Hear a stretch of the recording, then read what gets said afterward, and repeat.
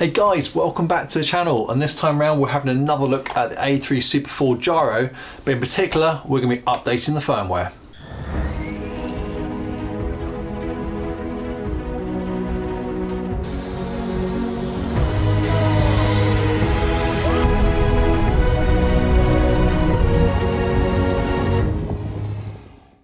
Okay, so for those of you that don't know much about firmware, what that is, basically is the tiny bit of software which runs directly on the gyro or the device itself, which helps it do its thing. That's kind of high level, that's probably all you need to know.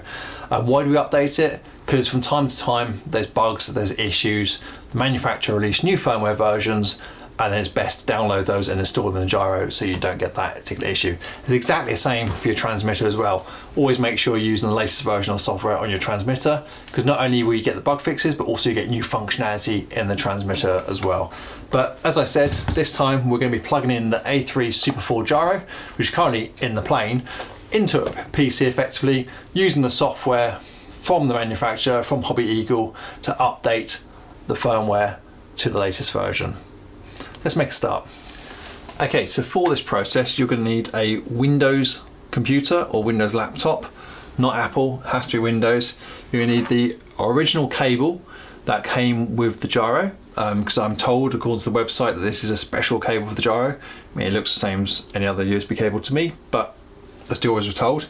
And you're going to need this USB adapter as well. So the first thing you need to do is go to the Hobbyeagle website, and I'll put a link to this in the description of the video below, this exact page, and you're going to need to download the A3 configurator application. Let me show you how to do that. So interesting to note, there's actually a banner here saying there is a new firmware update for this A3 Super 4 gyro, which is latest now version 1.6, and that was released middle of last year. A new version supports a few different protocols there for the receiver. So let's go into download the A3 configurator, which is the first place you need to start. Click the download link. There's the welcome page there, and there's the download button. Let's let that download. And then I'm going to open the file and run it. It's worth noting, it does say we may need the USB driver, but I'm just going to go ahead and open it and see if it runs.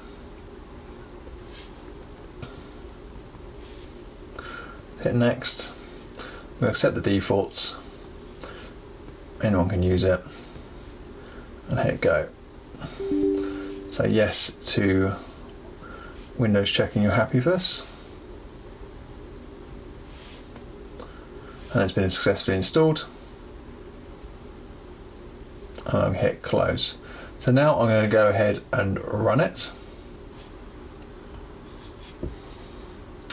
And there we go. Welcome to Hobbyeagle A3 configurator, developed for configuring and updating A3 series controller. So we've got connect or firmware update. I'm going to hit firmware update. Select your product model. We've got the A3 Super 4. Select the firmware version. I'm going to want the latest firmware version, which is actually 1.7 now.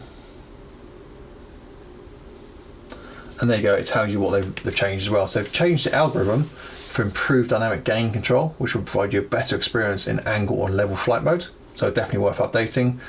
And the A3 configurator and the program card can continue to be used without any updates. Setting gyro can be used unchanged after updating.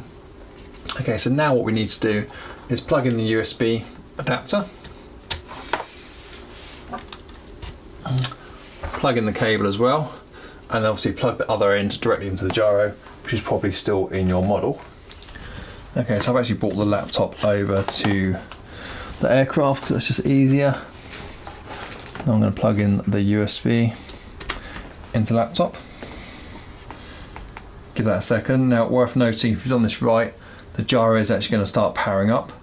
So it's powered up off the USB effectively. The aircraft is switched off at this point.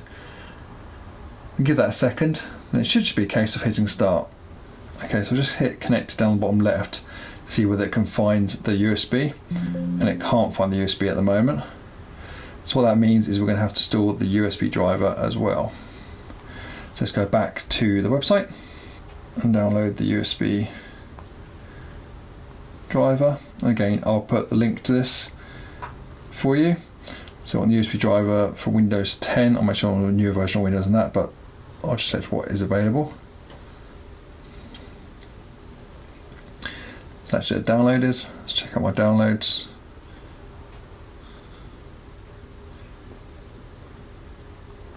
There's the driver. And we'll just go ahead and run the relevant installer.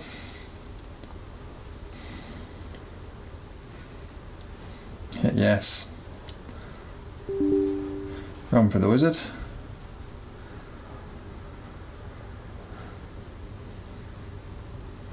And that looks like it's it. Okay, so you can now see we've got the driver installed in the bottom left hand corner. If I click it, it says searching for available ports. Then it comes back now and says connected. So it shows the driver's working and the software's working. So just a two-stage approach there. I mean, you're probably better off just downloading the driver first and then the software. But either way will work. Then hit start. And you can see there it says updating. Progress bar going across. So it's getting the latest firmware off the web and flashing that to the gyro. Now whatever you do, do not disconnect the gyro while you're doing this. Do not pull out the USB, do not turn off the laptop, because you'll be at risk of corrupting your gyro software. So a fairly quick process, less than a minute. And it says firmware upgraded successfully. And that is it. The new firmware is now on there. Now we can check the firmware by plugging in the program board, again, or program card. Or we can connect to it directly with the configurator, which we'll do as we're already plugged in. And there we go, we can see the configurator is now plugged in directly to the gyro and connected. It's saying the configurator is version 1.24, and I think somewhere in here we'll be able to see the firmware as well. Yeah, firmware bottom there, version 1.7, which is what we've just updated to. Nice and easy. So that's it, guys. This is as easy as that. Just use a Windows laptop, download the software, make sure that the USB driver configured. That's probably the only bit you may get stuck on if you're not familiar with PCs. Windows doesn't have the driver to make it work with the adapter, so you have to download the driver off the website and then run up the software, make sure it says connected in the bottom corner, plug it all in obviously before that, and then hit go, and it'll put the latest firmware on there for you. So it should be a pretty easy process. But if you get stuck, if you have any questions, just as always, put something in the comments below and I'll do my best to respond to you. Guys, I hope you found that useful. If you have, please give me a thumbs up. Please like and subscribe if you haven't done so already, and I'll see you next time around.